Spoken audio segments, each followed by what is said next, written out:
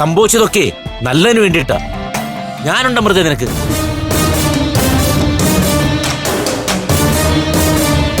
അടുത്ത ഒരു ശുഭമുഹൂർത്തം നോക്കി നിന്റെ കഴുത്തിൽ താലി കെട്ടാൻ പോകുന്നത് ഈ ഞാനായിരിക്കും.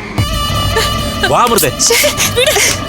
അമൃതയുടെ കഴുത്തിൽ താലി കെട്ടുന്ന കാര്യം നീ മാത്രം തീരുമാനിച്ചാ പോരല്ലോ. തള്ളേ, ആവശ്യമില്ലാത്ത കാര്യത്തിലടോട്ടാ. നിങ്ങളുടെ പ്രായം ഞാൻ നോക്കില്ല. മഹേന്ദ്ര,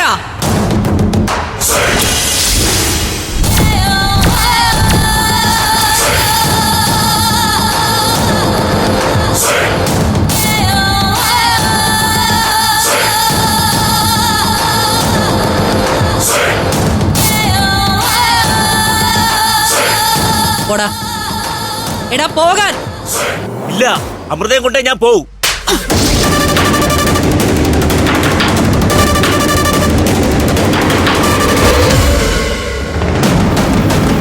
ഇന്ന് നീ ചെയ്തതിരിക്കട്ടെ, ഇതോടെ നിർത്തിക്കോണം. ഇനി മേലിൽ ഇവരെ നീ ഉപദ്രവിച്ചു എന്ന് ഞാൻ അറിഞ്ഞ കൊന്നുകളയും നിന്നെ ഞാൻ.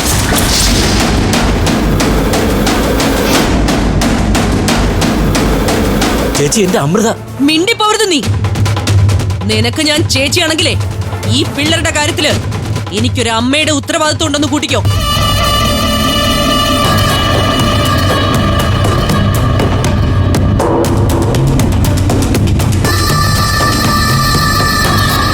എന്തിനാടാ ഇവിടെ നിൽക്കുന്നേ?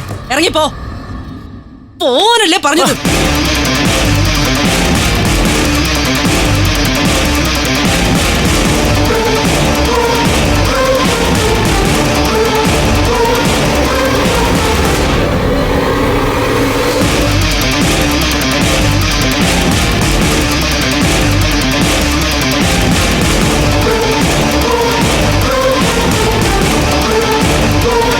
നിങ്ങളൊക്കെ എന്താ ഇപ്പൊ ചിന്തിക്കുന്നതെന്ന് എനിക്കറിയാം.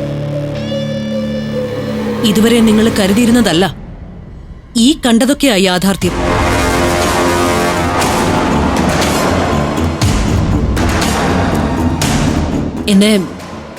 എന്നെ നിങ്ങളാരും ഒരിക്കലും മനസ്സിലാക്കിയിട്ടില്ല. എനിക്ക് നിങ്ങളോട് ആരോടും യാതൊരു ശത്രുതയില്ല.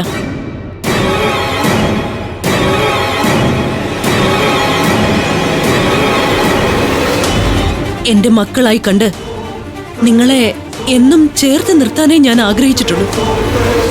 പക്ഷേ അതിനൊക്കെ തടസ്സങ്ങളുണ്ടായിരുന്നു. ഓരോരുത്തരുടെ പ്രവൃത്തിയിൽ നിന്നല്ലേ ശത്രുക്കളാണോ മിത്രങ്ങളാണോ നമ്മൾ തീരുമാനിക്കുന്നത്. ഞാൻ പറഞ്ഞല്ലോ, കൈയും കാലും കെട്ടിയിട്ട അവസ്ഥയിലായിരുന്നു ഞാൻ. നിങ്ങളുടെ യഥാർത്ഥ ശത്രു ഞാനല്ല.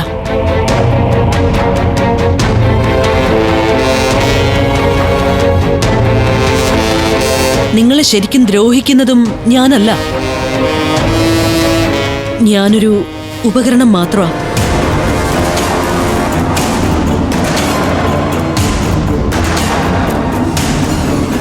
കൂടുതലൊന്നും എനിക്കിപ്പോ നിങ്ങളോട് പറയാൻ പറ്റില്ല. ഒക്കെ നിങ്ങൾക്ക് വഴിയെ മനസ്സിലാവും.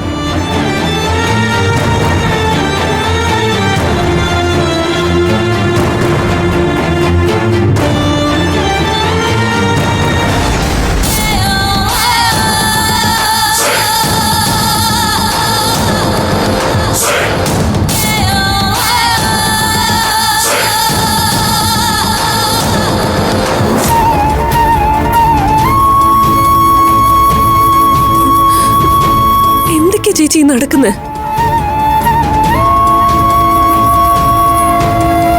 ഈശ്വര, ഈ പിള്ളേർ അറിഞ്ഞതിനും അനുഭവിച്ചതിനും മേലെ ഇനിയും കഥകളോ?